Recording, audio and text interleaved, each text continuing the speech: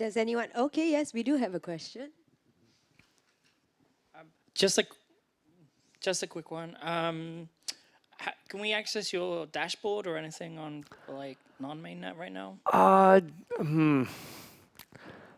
So you can, but it's still in beta. So if you go to chroniclelabs.org/dashboard, you'll see it.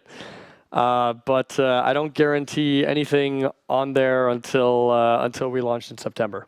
Okay, thanks. Cool.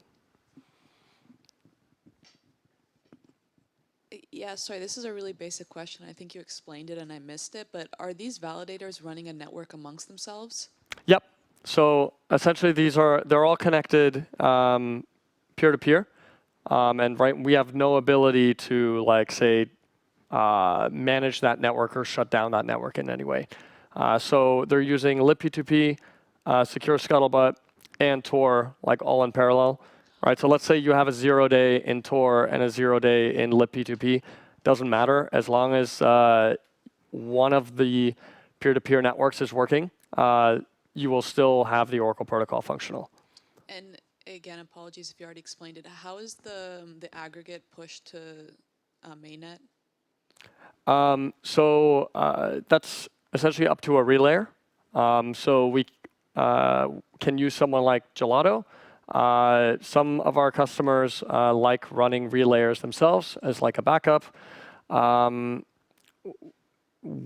think like also incentives work quite well, where you can essentially have people submit like aggregation proofs of like all the gas that they spent, and then just offer a premium on gas. Currently, it's I think we run like 3 or 4 relayers. Maker runs like about 3, and then we're working with Gelato to get them spun up on their entire network. Thanks.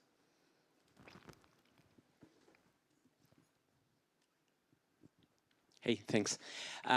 Is there any kind of incentivization for the reporters beyond just keeping alive public good? Yep. So currently they make only like 1,000 DAI a month, which I think is rather low. But that's kind of because we're pre-launch and not making revenue yet on the new oracles. But essentially what we want to do is have the revenue coming in, having like a high double-digit percentage of that rerouted to the validators automatically. Cool. And is there any kind of commitment and reveal scheme to prevent that they force themselves into the median position or that they manipulate the median by being like inside that threshold, but just pushing above or below by reacting on others' reports?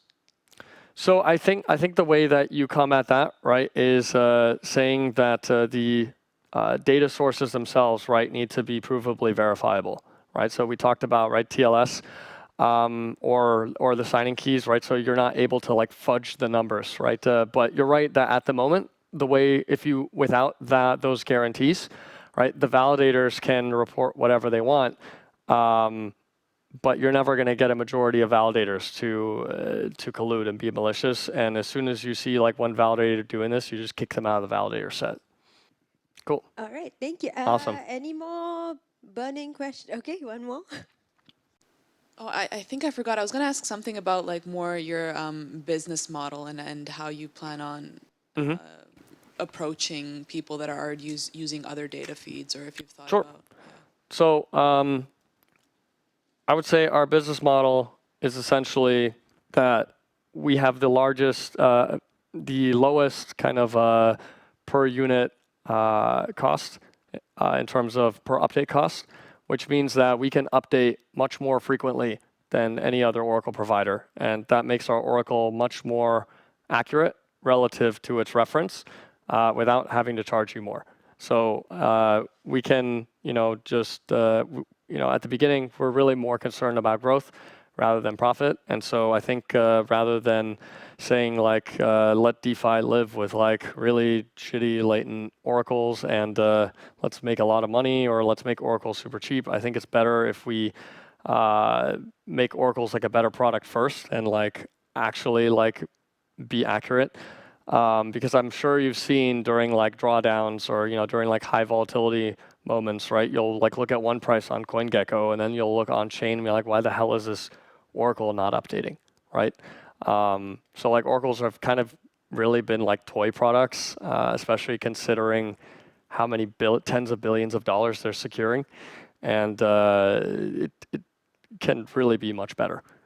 So from a business point of view, we're already talking with a lot of people who just can't afford, quite frankly, can't afford oracles anymore, right? It's not a fun VC raising environment right now for most people, and most people are trying to manage their burn and extend their runway.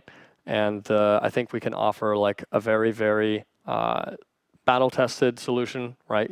We already secure billions of dollars in Maker, and they wouldn't be doing that if they weren't entirely sure about our security model.